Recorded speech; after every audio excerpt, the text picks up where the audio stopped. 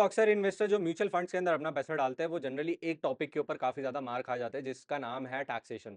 अब बहुत सारे इन्वेस्टर इस टॉपिक को बोरिंग होने की वजह से समझते नहीं है और जनरली वो गलत म्यूचुअल फंड के अंदर अपने बहुत सारे पैसे को टैक्सेशन की वजह से लूज कर देते हैं। यहाँ पर मोस्ट ऑफ द टाइम मैंने देखा है कि सीए जब आपको कोई क्लैरिटी देंगे तब जाके आप उस टैक्सेशन को समझेंगे, अदरवाइज जो सीए के टच में नहीं है वो जनरली टैक्सेशन को मिस आउट कर देता है। तो इसी बात को ध्यान में रखते हुए मैं आज की वीडियो के अंदर आपको बहुत क्लैरिटी के साथ म्यूचुअल फंड के टैक्सेशन को समझा दूंगा। जो करंट टैक्सेशन है, इस वीडियो को मैं रिकॉर्ड कर रहा हूं 27 मई 2025 को। तो आज के जो रूल्स और रेगुलेशंस है उसके हिसाब से मैं टैक्सेशन को समझा दूंगा, बट अगर यहां से कोई चेंजेस आते हैं, कोई अपडेट आते हैं, तो वो अपडेटेड वीडियो भी मैं चैनल के ऊपर डाल दूंगा। अब इस चीज को समझाने के लिए मैं आपको यहाँ पे बताना चाहूंगा कि म्यूचुअल फंड्स के अंदर टैक्सेशन के पर्सपेक्टिव से, यानी कि कितना टैक्स लगने वाला है, उसके उस चीज को ध्यान में रखते हुए दो ही चीजें एग्जिस्ट करती हैं। सबसे पहला होता है इक्विटी टैक्सेशन, यानी कि शेयर मार्केट में जो भी इन्वेस्टमेंट आपकी होने वाली है उसके अंदर कितना टैक्स लगेगा। और दूसरा आपका होता है बॉन्ड टैक्सेशन, जिसमें एफडी भी आ जाता है। कई बार एफडी और बॉन्ड्स का टैक्सेशन बिल्कुल सेम होता है, कोई चेंजेस उसके अंदर नहीं है। अब सबसे पहली चीज यहाँ पे समझने वाली ये है कि इक्विटी मार्केट यानी कि शेयर मार्केट के अंदर जब भी आप पैसे को डालते हो तो उसको आप किसी ना किसी टाइम पीरियड तक होल्ड करके रखोगे, यानी कि आप उसमें से पैसे को वापस नहीं निकालोगे। तो अगर आपने अपनी इन्वेस्टमेंट को एक साल के अंदर वापस निकाल लिया है तो उसको हम कहते हैं शॉर्ट टर्म। ये टैक्सेशन के पर्सपेक्टिव से बात कर रहा हूं, नॉर्मल इन्वेस्टिंग पर्सपेक्टिव से बात नहीं कर रहा हूं, सिर्फ टैक्सेशन के ऊपर बात करेंगे। बट अगर आपने एक साल से पैसे को ज्यादा होल्ड कर लिया है, मोर देन 1 ईयर हो गया है, तो उस केस में आपका जो टैक्स लगेगा वो लगेगा लॉन्ग टर्म वाला। अब शॉर्ट टर्म और लॉन्ग टर्म होते क्या है वो मैं जरा आपको बता देता हूं। सबसे पहली चीज, अगर आपने एक साल के अंदर अपने पैसे को निकाल लिया है तो उस केस में आपने 20% टैक्स पे करना है अपने गेन अमाउंट के ऊपर, प्रिंसिपल अमाउंट पे नहीं पे करना है। फॉर एग्जांपल लोगों को लगता है कि कई बार आपने 1 लाख रुपए डाला और एक साल के अंदर उस पैसे को अगर निकाल लिया तो आपको 20,000 रुपए टैक्स पे करना पड़ जाएगा। ऐसा नहीं है। अगर आप 1 लाख रुपए डाल रहे हैं और उसमें से आप एक साल के अंदर 1,10,000 रुपए उसको पूरा करके वापस निकाल रहे हैं, तो जो एडिशनल 10,000 रुपए का अमाउंट है इसके ऊपर आपको 20% पे करना पड़ेगा, यानी कि 2,000 रुपए आपकी टैक्स लायबिलिटी बन जाएगी। होपफुली ये वाला पार्ट सभी को क्लियर होगा। नेक्स्ट बात करते हैं लॉन्ग टर्म के बारे में, जहां पे लगता है 12.5% का टैक्स। अब यहाँ पे 12.5% के अंदर थोड़ा सा रिवॉर्ड आपको सरकार देती है, जहां पर सरकार बोलती है बॉस अगर आप एक साल के अंदर 1,25,000 रुपए तक का प्रॉफिट बुक करते हो, एक फाइनेंशियल ईयर के बारे में बात हो रही है जहां पर अप्रैल से लेके मार्च तक इंडिया के अंदर फाइनेंशियल ईयर चलता है। इस फाइनेंशियल ईयर के अंदर चाहे आप शेयर मार्केट, चाहे आप equity mutual fund, bond mutual fund नहीं, एफडी नहीं और कोई इन्वेस्टमेंट नहीं, सिर्फ इक्विटी म्यूचुअल फंड या फिर शेयर मार्केट में से अपने पैन के ऊपर 1,25,000 तक के प्रॉफिट्स को बुक करते हो तो उस केस में आपको देना पड़ेगा ₹0 का टैक्स। यानी कि 1,25,000 के गेन बनाओ, पूरे साल के अंदर कोई टैक्स पे करने की जरूरत नहीं है, बशर्ते आपने उस इन्वेस्टमेंट को एक साल से ज्यादा होल्ड किया है। एक साल से कम करोगे तो 20% तो देना ही देना है। बट अगर आप 1,25,000 से ऊपर जाते हो, फॉर एग्जाम्पल आप 1,35,000 रुपए के प्रॉफिट्स को बुक करा, तो ये जो एडिशनल 10,000 रुपए का अमाउंट है इसके ऊपर आपको पे करना पड़ेगा 12.5% का टैक्स, जहां पर आपको जो टैक्स लायबिलिटी बनेगी वो 1,250 रुपए की बनेगी। होपफुली ये वाला पार्ट सभी को क्लियर है कि फॉर एग्जांपल आपने एक साल के अंदर अपने पैसे को निकाल लिया तो उसमें से आपको 20,000 रुपीज का गेन्स के ऊपर टैक्स पे करना पड़ेगा। बट अगर आपने एक साल से ज्यादा होल्ड किया और उसमें 1,25,000 के गेन्स बनाए तो उसके ऊपर जीरो टैक्स है। और अगर आपने 1,25,000 से ज्यादा के गेन्स बनाए तो उस ज्यादा वाले अमाउंट पे 10,000, 20,000, 50,000 जितना भी ज्यादा बनाओगे उसके ऊपर आपको 12.5% का टैक्स पे करना पड़ सकता है। ये आपको होपफुली क्लैरिटी हो गई होगी।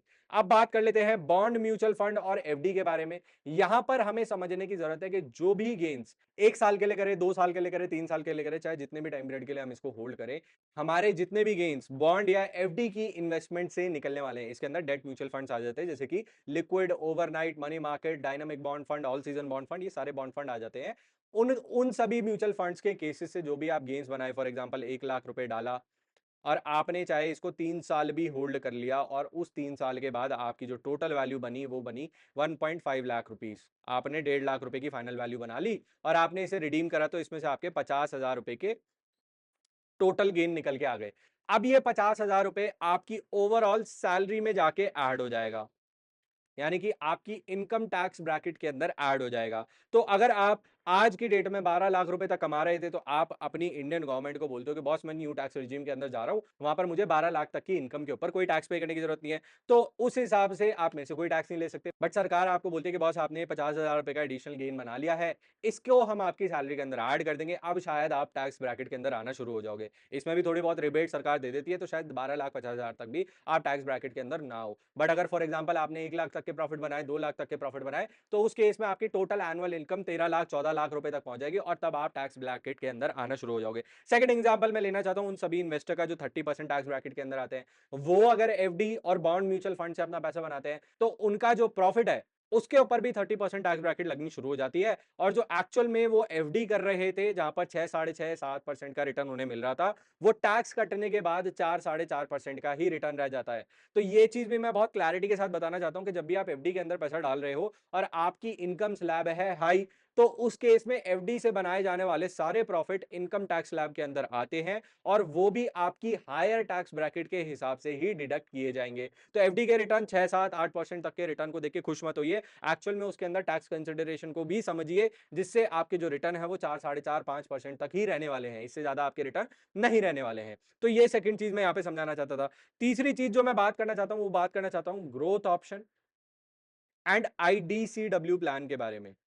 ग्रोथ ऑप्शन आप सभी को पता होगा, जहां पर एक ऐसा म्यूचुअल फंड जिसके अंदर आपके सारे प्रॉफिट्स इन्वेस्टेड रहते हैं, कभी भी फंड मैनेजर आपके बैंक अकाउंट में निकाल के पैसे को नहीं देगा। यानी कि जो भी पैसा फॉर एग्जांपल आपने 1 लाख रुपए डाले, इस 1 लाख रुपए के ऊपर 2 साल के अंदर फंड मैनेजर ने 1.5 लाख रुपए इसको जनरेट करके दे दिया, यानी कि 1.5 लाख रुपीज 50,000 रुपीज का आपका प्रॉफिट हो गया। अब फंड मैनेजर आपको ये नहीं बोलता कि बॉस सिर्फ 50,000 रुपए जो है मैं वो फंड के अंदर नहीं रखूंगा, आपने ग्रोथ प्लान के अंदर अपना पैसा डाला है, मैं आपके बैंक अकाउंट में निकाल के दे दूंगा। ऐसा नहीं होने वाला है।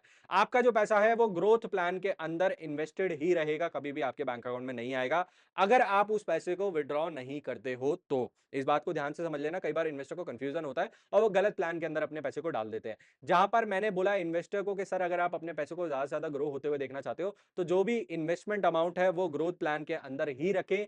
कोई भी पैसे को आप आईडीसीडब्ल्यू प्लान के अंदर ना डालें। क्यों ना डालें? क्योंकि इसके अंदर ये जो 1.5 लाख रुपए होंगे, जो फाइनल वैल्यू आपकी बन गई है, इसके 50,000 में से शायद फंड मैनेजर आपके बैंक अकाउंट में कुछ प्रॉफिट अमाउंट निकाल के दे दे।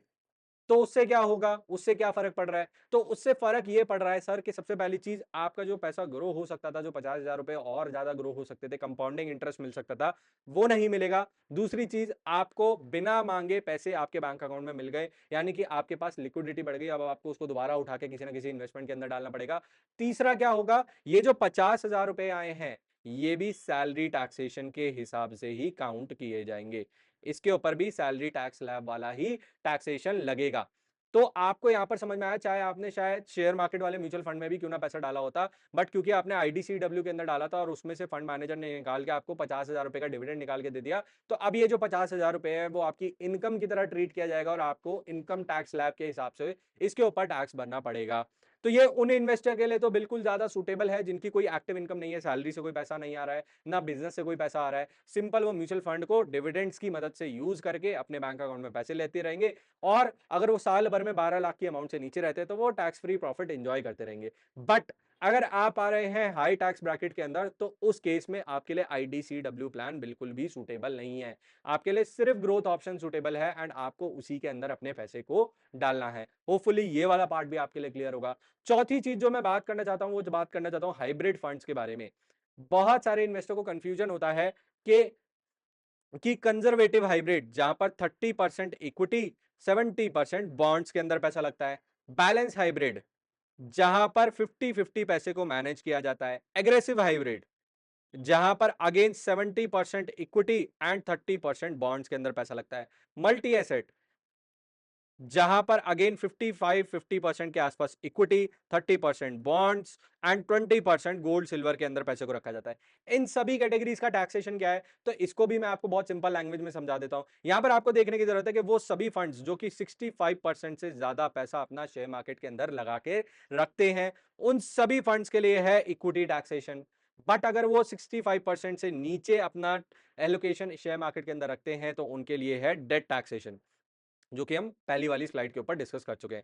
इसमें भी थोड़ी बहुत टेक्निकल चीज़ें हैं, जहाँ पर कई बार होता है कि फंड मैनेजर, शायद आपको ये पार्ट ना समझ में आए, फिर भी मैं आपको बता देता हूँ कि अगर फंड मैनेजर ने ग्रॉस इक्विटी का जो लेवल है, यानी कि जो शेयर्स जो परचेज़ करके रखे हुए हैं, वो 65% से ज़्यादा रखे हुए हैं और उसमें से कुछ पोर्शन को फ्यूचर मार्केट में जाके सेल कर दिया है, जिससे नेट इक्विटी का लेवल नीचे आ गया है, जिसमें 50% इक्विटी लेवल आ गया है। तो उस केस में भी fund manager equity taxation enjoy कर लेते हैं। फॉर एग्जांपल कई बार होता है बैलेंस एडवांटेज फंड के अंदर फंड मैनेजर ने ₹65 की इक्विटी तो बाय करी है, बट उसमें से 15 पर रुपए की जो इक्विटी है वो मार्केट में जाके सेल कर दी है, यानी कि कैश में बाय करी, शेयर्स को खरीद लिया और फ्यूचर मार्केट में जाके ₹15 की इक्विटी को बेच दिया। तो जो नेट इक्विटी लेवल वो निकल के आया, वो आया 50% का। अब सरकार कहती है तूने 65% की इक्विटी तो बाय करी हुई थी, तो तू इक्विटी टैक्सेशन तो ले ही ले। एंड जो फंड मैनेजर का जो ऑब्जेक्टिव है, यानी कि 50% ही पैसे को शेयर मार्केट में रखना है, तो वो भी यहाँ पे फुलफिल हो गया। तो इस चीज को ध्यान में रखते हुए इन्वेस्टर जनरली इंजॉय कर पाते हैं बैलेंस एडवांटेज फंड के अंदर एक 50% यानी कि बैलेंस बैलेंस इक्विटी लेवल, साथ ही साथ इक्विटी का टैक्सेशन। थोड़ी सी टेक्निकल चीजें हैं, बट अगर आपको नहीं समझ में आती है, जो भी आपको म्यूचुअल फंड एडवाइस कर रहे हैं, जो भी आपके लिए इस तरीके की प्लानिंग कर रहे हैं, उनसे आप क्लैरिटी लेके चलें कि इन सभी म्यूचुअल फंड्स के अंदर जो आप मेरे को एडवाइस कर रहे हैं उसके अंदर क्या टैक्सेशन लगने वाला है। होपफुली आपको थोड़ी बहुत क्लैरिटी रही होगी कि यहाँ पे इक्विटी टैक्सेशन क्या होता है, डेट टैक्सेशन क्या होता है, आईडीसीडब्ल्यू प्लान के अंदर टैक्सेशन कैसे लगते हैं, अगर आपको डिविडेंड्स मिल रहे हैं तो वो किस तरीके से टैक्सेबल होने वाले हैं, जिससे आप एक क्लियर पिक्चर अपनी इन्वेस्टमेंट पोर्टफोलियो के अंदर बना पाए और आने वाले टाइम में, आने वाले फाइनेंशियल ईयर्स के अंदर अलग अलग क्लॉजेस का बेनिफिट लेके अपने लिए सही तरीके की टैक्स प्लानिंग कर पाए। नाउ अगर आप म्यूचुअल फंड्स के अंदर ऑलरेडी इन्वेस्ट कर रहे हैं और आपको भी जरूरत है कि आपकी टैक्स प्लानिंग की जाए, आपका पोर्टफोलियो बड़ा हो गया है, उस हिसाब से आप अपनी रिडेम्पशन करें और आने वाले टाइम की इन्वेस्टमेंट को प्लान करें, इसके लिए आपको एक एक्सपर्ट की जरूरत है। तो आप मेरे साथ भी कनेक्ट कर सकते हैं, जहां पर हम वन ऑन वन बैठ के आपके पूरे पोर्टफोलियो को रिव्यू करके, आपके गोल्स को समझ के, आपकी रिक्वायरमेंट को समझ के सही म्यूचुअल फंड पोर्टफोलियो को बना के देते हैं। इसको बनाने के लिए ना तो हम आपसे कोई कमीशन चार्ज करते हैं, ना ही कोई प्रॉफिट शेयरिंग करते हैं, सिंपल वन टाइम फीस के बेसिस पे आपको एक clear cut mutual fund portfolio तैयार करके देते हैं। सो वीडियो में एंड तक बने रहने के लिए बहुत बहुत थैंक यू। अगर आज की वीडियो से आपने कुछ नया सीखा हो, इस टैक्स जैसी कॉम्प्लेक्स चीज को अगर आप सिंपल लैंग्वेज में समझ पाए हो, तो अभी कभी वीडियो को लाइक कर लेना एंड अपना वैल्यूबल फीडबैक कमेंट्स में जाके जरूर शेयर करना, जिससे मेरी भी मोटिवेशन बनी रहे आपके लिए इस तरीके की रेगुलर वीडियोस को लाने के लिए।